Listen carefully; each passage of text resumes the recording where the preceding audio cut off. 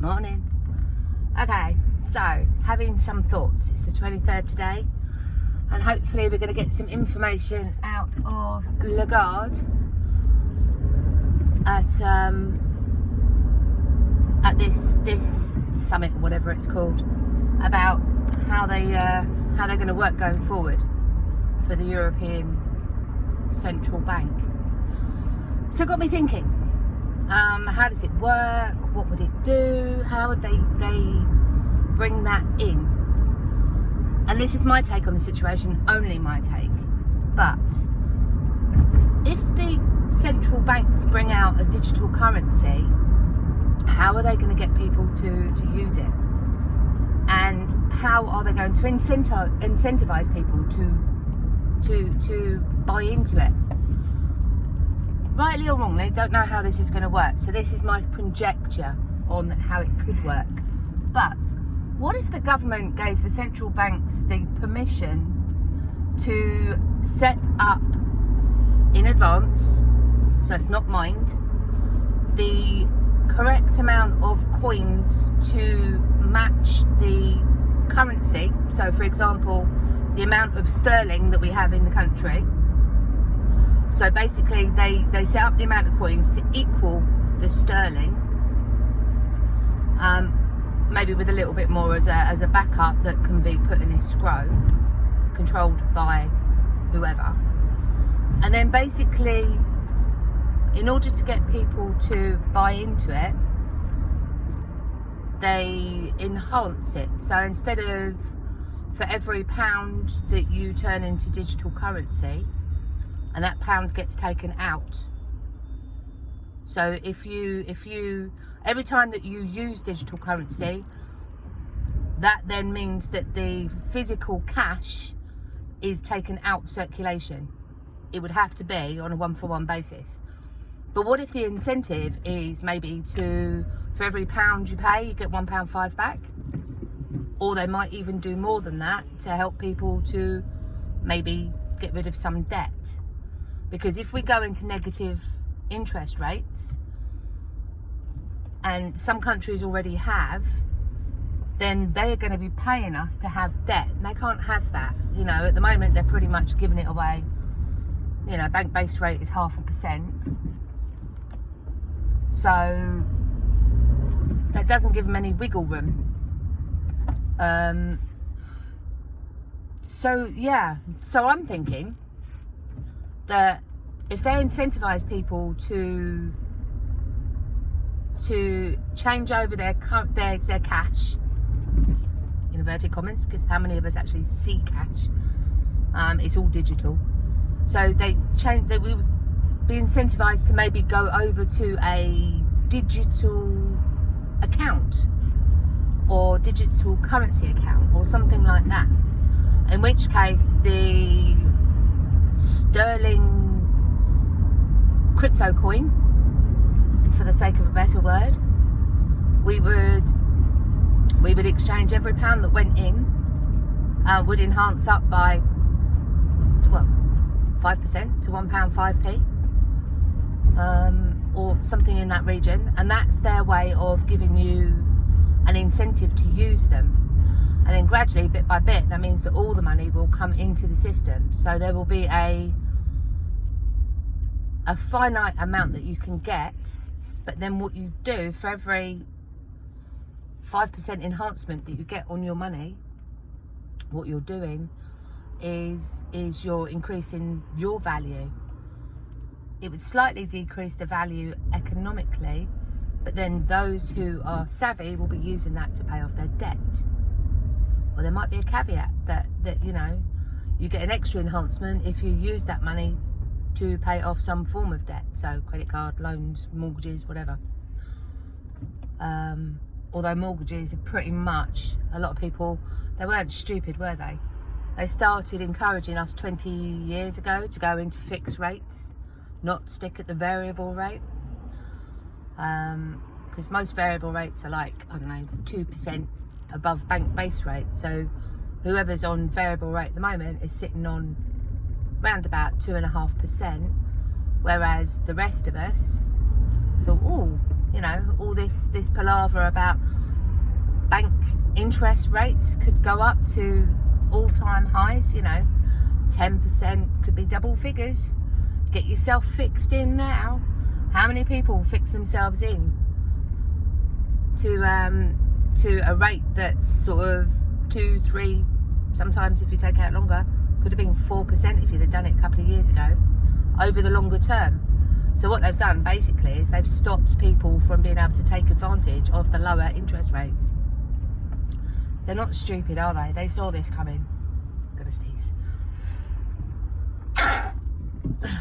So that's where I think that's going to go. I think that's an option of how things could go. It sort of makes logical sense. It would make it easier for the transition period, because you need adoption in a fairly swift way when you're going to have this sort of change. And excuse me, forcing it on people never goes down well, so incentivizing people will. God, my hair looks terrible. So that's how I think that's going to go. The fact is that I think that the central banks will have to find themselves a different way of doing things, because if you have the CBDCs, that's going to be available to all banks, so that then takes away the role of the central bank to be the focal point for all partnerships that smaller banks can't get, i.e. for cross-border transactions and that sort of stuff. If we're going to go digital on our internal currencies to countries, and it looks like they're going to do specific currencies per country from what I heard last night, then basically we're going to have to acknowledge the fact that the cross-border transactions will have to go crypto as well. So hopefully, fingers crossed, that's where XRP comes in. At least the Ripple net will be used, because that's the only thing that's been set up that can handle that side of it, and by default that brings XRP into the mix. I don't think XRP is going to be the only thing that's used. I think they're going to have to bring in others, because once this starts to be adopted by everyone, moving money will then have to go through XRP. And to be honest, with the amount of money that we've got in the world, the scalability of XRP is brilliant, but if it's adopted faster than expected, then the scalability would go up faster than expected, and governments won't allow that, will they? What? but yeah, that's my thoughts at the moment. And the other thought that I've got is that I honestly, and I've said this from the start, I honestly believe that exchanges are going to be bought up by banks. You're going to have a few exchanges left over maybe, but all exchanges, if they want to survive, will need to become banks, and all banks need to become exchanges. It's sort of logical that you would have a partnership with a bank,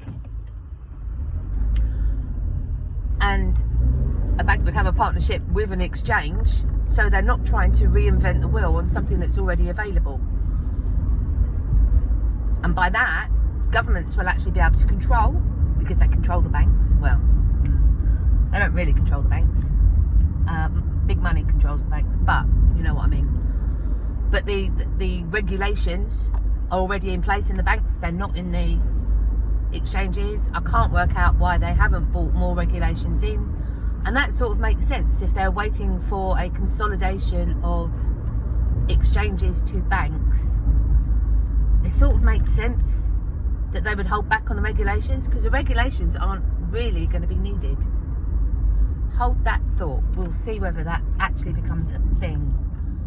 It's just hit loads of traffic, turn around and go back. So yeah, I think it could be. I really do think that could be a thing. So we shall see.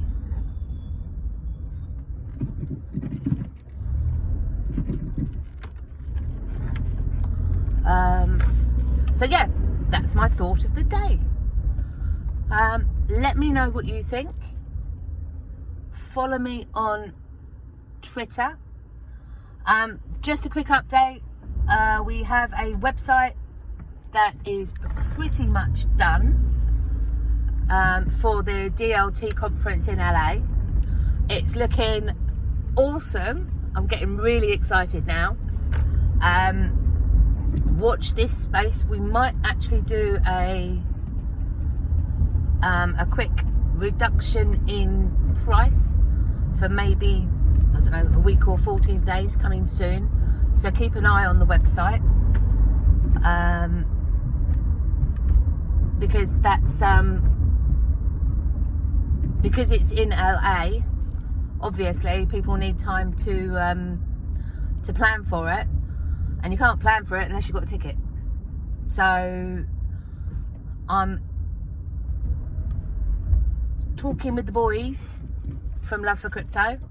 Go and watch some of Scott's videos this week. He's dropped some doozies. He's done some really good stuff.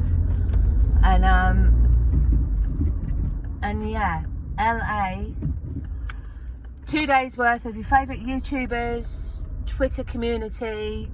There's meetups going on all over the place. It's coming to fruition really well. Hotels booked in. Website's up. We've got some adverts coming out.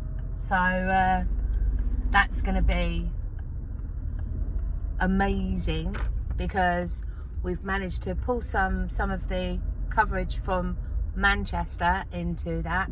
Gives you an idea of the sorts of things that we're going to do. But we're going big this time. We're going really big this time. Not only is it over 2 days, but we've got people coming in to do the media for us. We've got some special videos being made by different people, live streams coming in from around the world. We've got some amazing interviews going on over the next couple of weeks, which will be launched out for February. So that will give you something else to watch, and we're hoping that maybe we might be able to secure either attendance or maybe a quick video from these people. So again, watch this space. It's all exciting.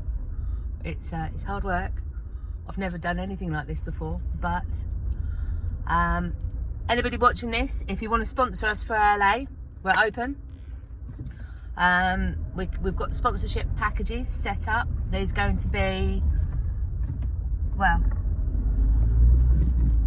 with the amount of followers on YouTube, Twitter and everything like that, we're talking about probably about between 80 and 100,000 reach, and more with the interviews that we're going to do over the next couple of weeks. That should expand the reach quite a bit. So yeah, get in touch with me, XRP Boo Boo, or put a note underneath if you're interested in sponsoring us. We support those who support us in a big way. So that's me done. I'm nearly at work.